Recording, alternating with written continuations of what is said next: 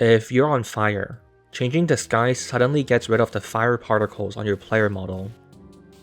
You're still taking damage, and the fire texture is still there, but there's just no particles anymore. What's happening? When you disguise as a scout, TF2 tells the game engine that we need to change player models. For changing the model of something, the engine has a set procedure on how to do that. A list of actions it must follow every time. These actions are important for setting up the new model properly. For example, the eyes on every model are at different heights with slightly different rigs, so part of the procedure includes checking if the model has eyes, then setting that up properly.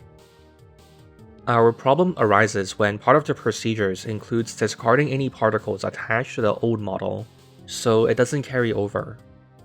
So what ends up happening is that when the spy changes disguise and swaps to a new model, the fire particles simply get discarded.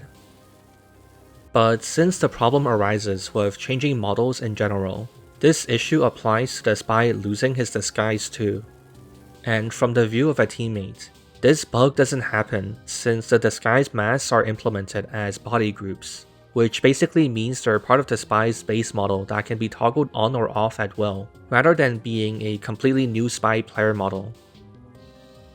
Interestingly, this bug was introduced in a random patch on September 24th, 2015. Any version of TF2 older than that has working fire particles when the spy disguises, and versions since then has the bug. Even stranger is that the patch notes corresponding to that update changes nothing remotely related to particles. Same story for the patch previous to that. So I have no idea what the discard particles step was added to fix.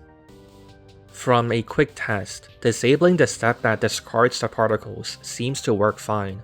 So perhaps a check to skip that step just for spy would work? Oh my god, where fire go